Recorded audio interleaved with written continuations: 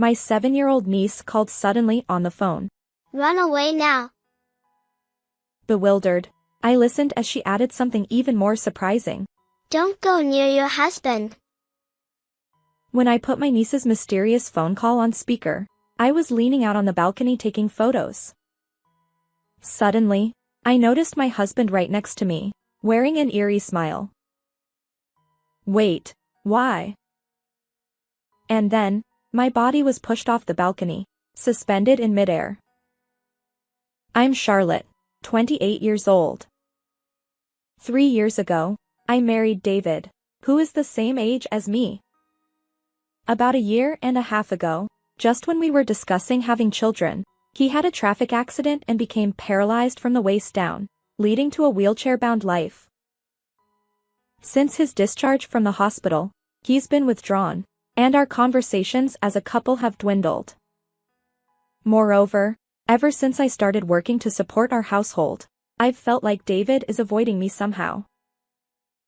Maybe he's being considerate of me, or perhaps it's because I'm busy. I've wondered. Despite my efforts to initiate conversations with him, he retreats to his room immediately. I've been pondering what to do, and perhaps due to my distraction, I slipped on wax dripped on the stairs, spraining my ankle. Then, while opening a shelf above the sink, a knife almost fell on me. This won't do. I need to be more careful. But the presence of unused wax on the stairs and a knife in an unlikely high place has been bothering me. Why would they be there? Since no one else enters our home, it's just David and me. However, David struggles even to stand up independently, and the sink area is too narrow for his wheelchair. Could it be that I'm doing things and forgetting? Despite my doubts, I've been feeling restless lately. One day, I went to my brother's house to deliver a congratulatory gift for my niece's enrollment. Although I invited my husband, he didn't want to come, so I went alone. It seemed like a good opportunity to discuss our situation with my brother. When I arrived at my brother's house and handed over the wrapped gift, my niece Emma suddenly said something unexpected. Uncle David can walk now, right? I replied. Wait, no, not yet. Emma looked puzzled and said. Huh? That's strange. I dreamt of Uncle walking confidently. My brother wore a stern expression as Emma blurted out this surprising statement without even saying thank me. However, I knew that my niece had an unusual ability. Many times, events she dreamt about actually happened. These occurrences ranged from sudden rain showers to unexpected visitors. Mostly trivial things, and my brother dismissed them as coincidences. Just as Emma was about to continue her dream story, my usually mild-mannered brother sternly interrupted her, saying, Emma, stop it. Creating expectations only leads to disappointment. Emma, desperate to convey something to me, fell silent under my brother's glare. Frowning and upset, she lowered her gaze. Thank you, Emma. It makes me happy to hear that David might be able to walk. Both my husband and I had hoped for this outcome. Emma's mysterious words provided a glimmer of hope for David's future, lightening my heart. Perhaps, someday, my husband really will walk. Believing that is the one thing I can do now. And maybe, if that happens, our relationship will naturally mend. After a long time, with a newfound sense of brightness, I returned home. Hey, Emma said she dreamt that you can walk. It must be a premonition, I said with enthusiasm. But my husband retorted sharply. What? Don't believe kids' nonsense. Miracles like that don't happen. Despite my cheerful tone, he shouted at me with incredible force. You're right. I'm sorry. Even though he grapples with his immobile legs every day, I thoughtlessly uttered baseless remarks. My shallowness left me deeply remorseful. I deserve to be scolded, I thought. Since that day, my husband has secluded himself in his room, refusing to share meals together. Even though we're under the same roof, I seem utterly alone. I made your favorite beef stew. Let's eat together, I offered. His response was cold. Not interested. Attempting to repair our relationship, I spoke through the door, but his words echoed harshly. The doorknob yielded no entry, the lock remained engaged from the inside. Please, open the door. I want to see your face and talk, I pleaded. His reply was firm. Leave me be. I need to think alone. So, I decided to observe for a while, avoiding any further strain on our relationship. A few days later, on my day off, I was cleaning when my husband unusually appeared in the living room. His expression was remarkably calm. I'm sorry about the other day. I went too far. It's okay, it was my fault, I replied. But more importantly, would you like something to eat? My husband requested sandwiches, a rare occurrence. Hearing those words after so long, I felt like jumping for joy. We sat face to face and enjoyed the homemade sandwiches. He happily polished off the entire plate, saying, "Delicious, delicious." I hope moments like this last forever. After the meal, my husband looked out the window and made a request. Hey, could you take a photo of the sunset? From where I am, I can hardly see it. Maybe from the second-floor balcony? Indeed, the building obstructed the view from our first-floor living room. Sure, I'll go out to the balcony, I replied. Armed with my camera, I took several photos and showed them to my husband downstairs. His disappointed expression was evident. The building blocks the view. I want to see a perspective I don't normally get, he explained. Is that so? I asked. At this rate, the sunset will be gone. Wait. How about standing on a chair, leaning out from the balcony, and taking the photo? That might work, I agreed. With the sole intention of pleasing my husband, I climbed onto a foldable chair on the balcony and leaned out, capturing what I hoped would be a beautiful shot. This should make for a great photo. At that moment, my cell phone in the apron pocket rang. It was a call from my brother. As I continued capturing the sinking sunset with my camera, I answered the phone in speaker mode. Suddenly, a loud, angry voice erupted. Aunt Charlotte. Run away right now. Huh? Emma, what's wrong? Absolutely don't get close to your husband. Her shouting echoed through the phone speaker. What's going on?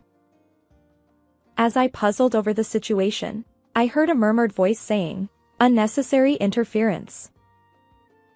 Huh? When I turned around, there was my husband, supposedly in a wheelchair on the first floor, standing firmly on his own 2 feet. Your niece is remarkable. His eerie grin sent shivers down my spine, and I felt a sense of dread. At that moment, my husband pushed me with tremendous force. My body was propelled off the balcony, suspended in midair without any means of resistance. Ah! The next instant, a loud thud and a powerful impact reverberated through my body, accompanied by intense pain. My consciousness wavered, and I couldn't even open my eyes. My husband repeatedly called out to me. Charlotte, are you okay? Charlotte. Answer me. But the shock left me unable to respond. As he leaned over me, I could sense him looking down, His words chilled me. It worked perfectly. Rather than dying instantly, this way, the insurance payout will be substantial. His sinister laughter echoed in my ears. What will happen to me? My consciousness faded in and out. Soon, the wailing sirens of an ambulance reached my ears. If only I could walk, I could save her.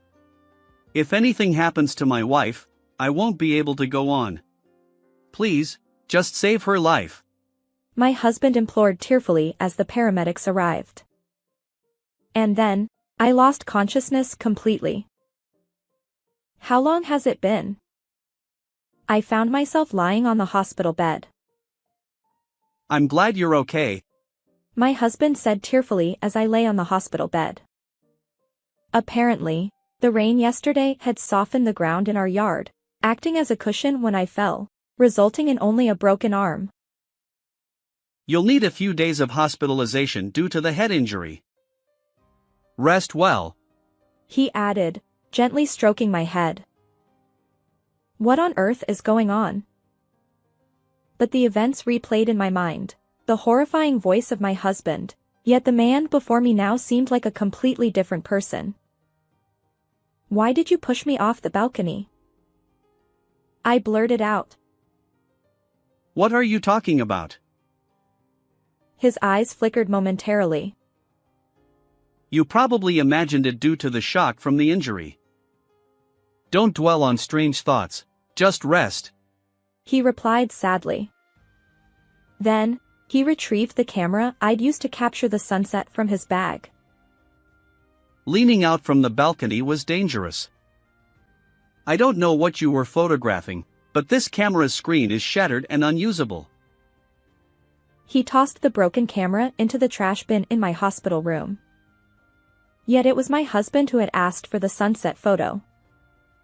And now, his eyes seemed murky, concealing something darker. Afterward, my husband played the role of a concerned spouse, repeatedly thanking doctors and nurses for taking care of his injured wife, and then he left, leaving me behind. As I observed him calmly spinning his web of lies, my feelings turned icy, and all the love I once had seemed to vanish. Could it be that what Emma said was about this? I wondered, picturing my niece's worried expression and hearing her voice in my mind. Why didn't I take her words more seriously when she tried to help me with her mysterious abilities? The next day, as soon as I could sit up, I contacted my brother.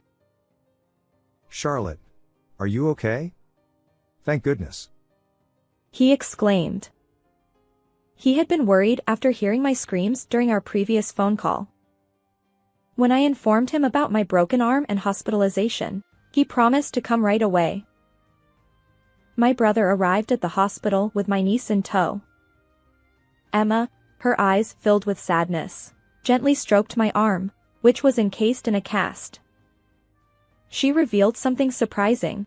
When we last met, I wanted to tell you, Aunt Charlotte, I kept having dreams of you falling from a high place.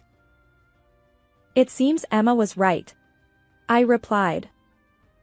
Emma had secretly used my brother's phone to call me after having the same dream again.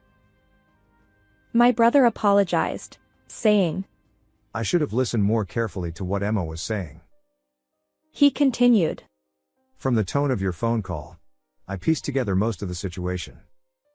As he recounted what he had heard during our call, he revealed shocking facts I hadn't known. Determined, I thought, I'll expose all of that person's lies. And so, I made up my mind. 3 days later, I was discharged and returned home. As I entered the living room, my husband sat in his wheelchair. Oh, you're already discharged? It would have been better if you had taken more time for treatment. He was playing the role of a concerned spouse. His act made me nauseous. When I handed him the photo, his expression changed. Why? The camera was supposed to be broken. He stammered. But the picture was taken with the same camera I'd used to capture the sunset. A candid shot of him standing, about to attack me. The screen was shattered, but the SD card inside still had the photo data. I explained. This proves you can walk, and there's no denying it. He clicked his tongue and slowly rose from the wheelchair. Fine, if I'm caught, so be it. With an air of defiance, he began to confess everything. It appears that after the accident, my husband genuinely couldn't walk at first, but around 2 months later, he gradually regained the ability to walk. However, he continued pretending to be disabled because he believed it would yield higher compensation, insurance payouts, hospital fees, and the like. You've been deceiving me all along, my husband retorted. They say to deceive your enemies, start with your allies. And besides, there's no better deal than this. I've been genuinely worried about you, and I've done so much for you, I replied. He smirked, an unsettling grin on his face. Well, then he added, if you'd stayed in the hospital longer, you could have earned even more. Traffic accidents are the best for payouts. What? I was taken aback. He chuckled. Next time, I'll push you into traffic on a busy street. His laughter was disturbingly out of place. When did he become this person? It was hard to reconcile with the man he used to be. But dwelling on it now wouldn't change anything. Enjoy your laughter while you can. I'm reporting you to the police for pushing me, I declared. Without evidence? He challenged. What? I was incredulous. He leaned back in his wheelchair, feigning vulnerability. That photo was probably doctored. I really can't walk. Despite having just stood up, he resumed the wheelchair-bound act, attempting to evoke sympathy. I was utterly exasperated. Enough. There's more evidence. Another piece of evidence was an audio recording where my husband's voice could be heard saying, It worked perfectly. The insurance payout will be substantial. You didn't believe in Emma's mysterious abilities, but thanks to her, I obtained this evidence. That was the recording my brother made when he heard my scream after Emma called with a premonition dream. By the way, I'm also recording our current conversation on a voice recorder, I added. My husband retorted. Hand it over to me. My husband, who had always worn a faint smile, suddenly lunged at me, attempting to snatch them away. Call the police right away, I shouted, and my brother entered the living room. As it turns out, he had driven me home from the hospital. He had been secretly observing us the whole time. What have you done to my sister? My brother's clenched fist trembled with anger. Suddenly, my husband's demeanor changed dramatically, and he began apologizing profusely. Please, don't involve the police. He pleaded. You're apologizing to the wrong person. My brother retorted. My husband then took my hand, tears in his eyes. But I knew it was all an act. Charlotte, forgive my mistakes. Despite pushing me off the balcony and causing my broken arm, how could he ask for forgiveness? And to think he had secretly hoped I wouldn't regain consciousness. I'll never forget his words from that day. Why did you go to such lengths for money? You already received compensation and life insurance, didn't you? I asked. Well, my husband hesitated. Surprisingly, he had invested in stocks online to increase his gains, resulting in significant losses. He had even taken out loans, leaving me utterly exasperated. Charlotte, I'm truly sorry. Will you forgive me? Your actions are unforgivable. I replied. You need to fully grasp the weight of your guilt. Seemingly desperate, my husband bolted toward the front door, attempting to escape. But the police arrived just in time, apprehending him immediately. Watching this unfold, Emma murmured with wide-eyed surprise. Uncle David, so you really could walk? Enough. It's your fault. My husband snapped at our innocent niece. Emma calmly responded. You know, I dreamt that Uncle was wearing striped clothes and sitting in a dark room, holding his knees. Emma's prophetic dreams are real, I affirmed. Ugh. This is the worst. He shouted. My husband's miserable departure in the police car hinted at a grim future. Afterward, my husband and I divorced through legal channels. He had caused my injury, and I sought compensation. His deception for financial gain ultimately caught up with him, just as my niece had predicted.